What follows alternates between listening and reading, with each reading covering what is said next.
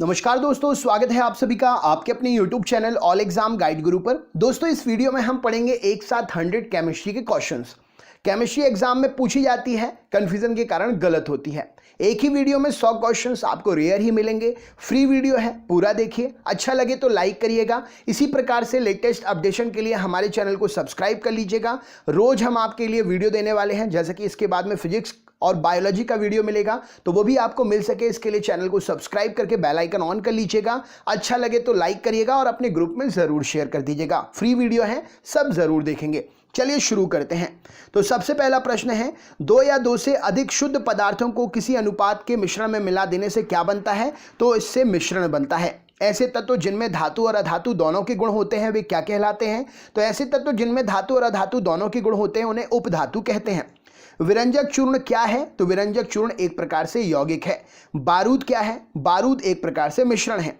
वह वैज्ञानिक जिसने परमाणु सिद्धांत की खोज की थी उसका नाम क्या है? तो वह वैज्ञानिक जिसने परमाणु सिद्धांत की खोज की थी उसका नाम जॉन डाल्टन है। परमाणु के नाभिक में कौन से कण होते हैं? तो प्रोटॉन और न्यूट्रॉन परमाणु के नाभिक में होते हैं। एक इलेक्ट्रॉन पर कितना आवेश होता है? तो -1.6 इंटू 10⁻⁻19 कूलाम एक इलेक्ट्रॉन पर आवेश होता है। परमाणु विद्युतन कैसे होते हैं? तो ये उदासीन रूप से होते हैं। इलेक्ट्रॉन की खोज किसने की थी? तो थॉमसन ने इलेक्ट्रॉन की खोज की थी। प्रोटॉन की खोज किसने की थी? तो गोल्डस्टीन ने प्रोटॉन की खोज की थी। एक भारतीय वैज्ञानिक जिसका नाम एक विशिष्ट मूल कण के साथ जुड़ा हुआ है, उनका नाम क्या है? तो वो है बोस साहब। न्यूट्रॉन की खोज किसने की थी? तो जेम्स चैडविक ने न्यूट्रॉन की खोज की थी। किसी परमाणु का रासायनिक व्यवहार निर्भर करता है उसके तो न्यूक्लियस के इर्द गिर्द घूम रहे इलेक्ट्रॉन की संख्या पर।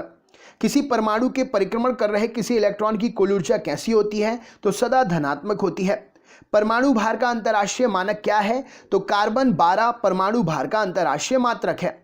न्यूक्लियस की द्रव्यमान संख्या कैसी होती है? तो सदा उसके परमाणु क्रमांक से अधिक होती है न्यूक्लियस की द्रव्यमान संख्या। स्थायी नाभिक में न्यूट्रॉन और प्रोटॉन की लगभग संख्याएं समान होती हैं। अगला प्रश्न है, अनिश्चितता के सिद्धांत का प्रतिपादन किसने किया? तो हाइजेनबर्ग ने अनिश्चितता के सिद्धांत का प्रतिपादन किया। नाभिक की खोज रदरफोर्ड ने किन कणों की सहायता से की? तो अल्फा कणों की सहायता से की। किसी तत्व के रासायनिक गुण किस पर निर्भर करते हैं? तो परमाणु संख्या पर निर्भर करते हैं। मैसॉन के खोजकर्ता कौन है? तो युकावा मैसॉन के खोजकर्ता हैं। रासायनिक तत्व के अणु के संदर्भ में चुंबकीय क्वांटम संख्या का संबंध किससे है? तो चुंबकीय क्वांटम संख्या चक्रण से संबंधित है। किसी तत्व के रासायनिक गुण कौन तय करता है? तो इलेक्ट्रॉन की संख्या किसी तत्व के रासायनिक गुण तय करती है। परमाणु क्रमांक 20 वाले परमाणु का इलेक्ट्रॉन विन्यास क्या होगा? तो पहले कक्ष में 2, दूसरे कक्ष में 8, तीसरे कक्ष में 8, चौथे कक्ष में 2, 2 8 8 2 20 वाले परमाणु इलेक्ट्रॉन का विन्यास होगा। कौन सा इलेक्ट्रॉनिक संरूपण धातु तत्व के लिए है? तो सेम ये 20 इलेक्ट्रॉनिक विन्यास वाला संरूपण धातु तत्व के लिए है। स्वर्ण पत्र के किसके प्रकीर्णन के अध्ययन करके रदरफोर्ड ने नाभिक की खोज की थी? तो रदरफोर्ड ने स्वर्ण पत्र पर अल्फा कण के प्रकीर्णन से नाभिक की खोज की थी। जब दो इलेक्ट्रॉन एक ही कक्ष में होते हैं तो उनमें क्या पाया जाता है? तो उनमें विपरीत चक्रण पाया जाता है। किसी तत्व के परमाणु की दूसरी कक्षा में इलेक्ट्रॉन की अधिकतम संख्या कितनी हो सकती है? तो 8 हो सकती है। कार्बन परमाणु का परमाणु क्रमांक 6 है, परमाणु भार 12 है। नाभिक में प्रोटॉन कितने होंगे? तो नाभिक में प्रोटॉन 6 होंगे। परमाणुिक संख्या Z, परमाणुिक द्रव्यमान A है, तो परमाणु में इलेक्ट्रॉन की संख्या कितनी होगी? तो जितना परमाणु की संख्या होगी उतने ही परमाणु में इलेक्ट्रॉन होंगे। यूरेनियम 235 में प्रोटॉन की संख्या कितनी होगी? तो हम 92 में से 235 को प्रोटॉन की संख्या कितनी होगी? तो 92 इस प्रश्न के लिए सही उत्तर हो जाएगा। सोडियम की परमाणु संख्या 11 है। द्रव्यमान संख्या परमाणु का द्रव्यमान 23 है। इलेक्ट्रॉन, न्यूट्रॉन और प्रोटॉन क्रमशः कितने होंगे? तो 11 इलेक्ट्रॉन होंगे और 12 न्यूट्रॉन होंगे और प्रोटॉन भी 11 होंगे सेम। नेक्स्ट क्वेश्चन, यूरेनियम 238 में प्रोटॉन की संख्या कितनी होगी? तो हम इसमें 238 में से 92 माइनस कर देंगे तो 146 प्रोटॉन की संख्या निकल आएगी। किसी तत्व के परमाणु भार से संबंधित सर्वाधिक उपयुक्त कथन क्या है? तो द्रव्यमान संख्या के विपरीत एक तत्व का परमाणु भार भिन्न भिन्न हो सकता है, उपयुक्त कथन है। परमाणु की प्रभावी त्रिज्या कितनी होती है? तो 10 के ऊपर -10 मीटर परमाणु की प्रभावी त्रिज्या होती है। किसी तत्व का परमाणु क्रमांक 35 है, उसमें 18 इलेक्ट्रॉन हैं, तो प्रोटॉन कितने होंगे? तो प्रोटॉन भी 18 ही होंगे। किसी तत्व के परमाणु क्रमांक दे 2 प्रोटॉन 2 न्यूट्रॉन 2 इलेक्ट्रॉन है तो तत्व का द्रव्यमान कितना होगा? तो द्रव्यमान हो जाएगा प्रोटॉन प्लस न्यूट्रॉन, यानी कि 4 इस प्रश्न के लिए सही उत्तर हो जाएगा। ऋणावेशित परमाणु में प्रोटॉन की संख्या कितनी होती है? तो परमाणु के इलेक्ट्रॉन की संख्या से कम ऋणावेशित परमाणु में ऋणायन में प्रोटॉन की संख्या होती है। नाभिक की खोज के लिए जब धातु के पतले पत्र पर अल्फा कण की बौछार की थी तो क्या हुआ था? तो अधिकांश अल्फा कण धातु की पन्नी को बिना विक्षेपण करके पार चले गए थे। तत्वों की प्रकृति कैसे ज्ञात कर सकते हैं? तो इलेक्ट्रॉनिक विन्यासीकरण से तत्वों की प्रकृति ज्ञात कर सकते हैं। किसके निर्धारण से किसी तत्व की परमाणु संख्या की सहायता नहीं होती है? तो नाभिक में विद्यमान न्यूट्रॉन की संख्या से परमाणु संख्या सहायक नहीं होती है। रेडियो सक्रियता की खोज किसने की थी? तो हेनरी बैकरल ने रेडियो सक्रियता की खोज की थी। रेडियोधर्मी पदार्थ क्या उत्सर्जित करते हैं? तो अल्फा बीटा गामा कण रेडियोधर्मी पदार्थ उत्सर्जित करते हैं। अल्फा बीटा किरण किसने खोजी थी? तो रदरफोर्ड ने अल्फा बीटा किरणों की खोज की थी। किस वैज्ञानिक ने गामा किरणों की खोज की थी? तो रदरफोर्ड ने गामा किरणों की खोज की थी। अल्फा किरणें कैसी हैं? तो हीलियम प्लस आयन से बनी होती हैं, हीलियम प्लस आयन के समान होती हैं अल्फा किरणें। बीटा किरणें कैसी हैं? तो ऋणावेशित आयन के ऋणावेशित होती हैं बीटा किरणें। किसमें ऋणावेश होता है? तो गामा किरणों में। बीटा किरणें कैसी होती है? तो ऋण आवेशित कणों से बनती हैं बीटा किरणें। गामा किरणें कैसी होती हैं? गामा किरणें यहाँ पर उदासीन किरणें हो जाएंगी। गामा किरणें क्या होती हैं? तो रेडियो पदार्थों द्वारा उत्सर्जित उच्च ऊर्जा युक्त किरणें। नाभिकीय विखंडन के दौरान श्रृंखला अभिक्रिया को नियंत्रित करने के लिए न्यूट्रॉन का अवशोषण करने हेतु किसका प्रयोग करते हैं? तो बोरोन की छड़का या बोरोन का प्रयोग करते हैं।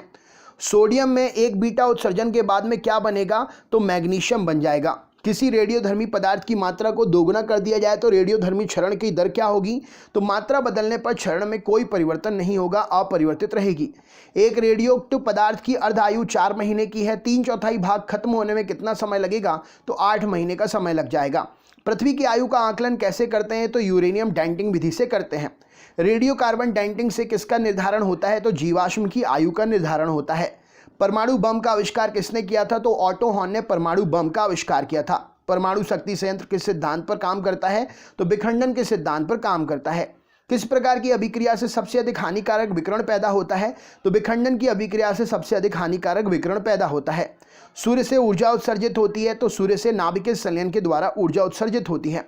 कौन सा पदार्थ नाभिकीय रिएक्टर में मंदक का काम करता है? तो भारी जल नाभिकीय रिएक्टर में मंदक का काम करता है।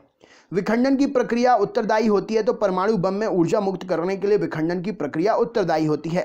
कोबाल्ट 60 आमतौर पर विकिरण चिकित्सा में प्रयुक्त होता है, कारण क्या है? तो कोबाल्ट 60 गामा किरणें उत्सर्जित करता है, इसीलिए विकिरण चिकित्सा में उपयोग होता है। हाइड्रोजन बम किस सिद्धांत पर काम करता है? तो अनियंत्रित संलयन अभिक्रिया के सिद्धांत पर हाइड्रोजन बम काम करता है। एक रेडियोधर्मी पदार्थ की अर्ध आयु 10 दिन की है, इसका मतलब क्या है? तो पदार्थ का 3/4 भाग विघटित होने में 20 दिन का समय लगेगा। 20 दिन में 3/4 भाग विघटित हो जाएगा। एक रेडियोधर्मी तत्व जिसके भारत में बड़े भंडार हैं तो वह है थोरियम। कल्पक्कम के फास्ट ब्रीडर टेस्ट रिएक्टर में किसका प्रयोग करते हैं? तो इसमें समृद्ध यूरेनियम का प्रयोग किया जाता है। कार्बन डैंटिंग किसकी आयु निर्धारित करने के लिए प्रयोग होती है? तो जीवाश्म की आयु निर्धारित करने के लिए प्रयोग की जाती है। किसी तत्व के समस्थानिक के बीच अंतर किसकी भिन्न संख्या की उपस्थिति के कारण होते हैं? तो न्यूट्रॉन की भिन्न संख्या की उपस्थिति के कारण होते हैं। किसी परमाणु नाभिक का आइसोटोप वह नाभिक है जिसमें प्रोटॉन संख्या वही होती है परंतु न्यूट्रॉन की संख्या भिन्न होती है। हाइड्रोजन के रेडियो सक्रिय समस्थानिक को क्या कहते हैं? तो ट्राइटियम कहते हैं। हाइड्रोजन के समस्थानिकों की संख्या कितनी है? तो 3 है। सर्वाधिक समस्थानिक किसके हैं? पोलोनियम के हैं। पोलोनियम के समस्थानिकों की संख्या कितनी है? 27 समस्थानिक होते हैं। आइसोटोन क्या होते हैं? तो समान संख्याओं में न्यूट्रॉन जो होते हैं उन्हें आइसोटोन कहते हैं। वे आयन जिनमें इलेक्ट्रॉन की संख्या समान होती है सम इलेक्ट्रॉनिक कहलाते हैं। किसके उत्सर्जन से संभारिक बनते हैं? तो बीटा किरणों के उत्सर्जन से संभारिक बनते हैं। कोबाल्ट 60 आमतौर पर विकिरण चिकित्सा में कैंसर जैसे रोगों में प्रयुक्त होता है, क्यों? क्योंकि यह गामा किरणें उत्सर्जित करता है। रक्त कैंसर ल्यूकेमिया को नियंत्रित करने के लिए उपयोग किए जाने वाला रेडियो आइसोटोप कौन सा है? तो कोबाल्ट 60 उपयोग किया जाने वाला रेडियो आइसोटोप है। अम्ल एवं भस्म के परीक्षण के लिए किसका प्रयोग करते हैं? तो लिटमस पत्र का प्रयोग करते हैं अम्ल और क्षार के परीक्षण के लिए। अम्ल पदार्थ वह है जो प्रोटॉन देता है। जल में घुलनशील बेस क्या कहलाते हैं? क्षार कहलाते हैं। पीएच का निर्धारण किसने किया था? सोरेनसन ने किया था। सभी अम्ल जल में घुलकर क्या प्रदान करते हैं? तो हाइड्रोजन आयन प्रदान करते हैं। भस्मों का स्वाद कैसा होता है?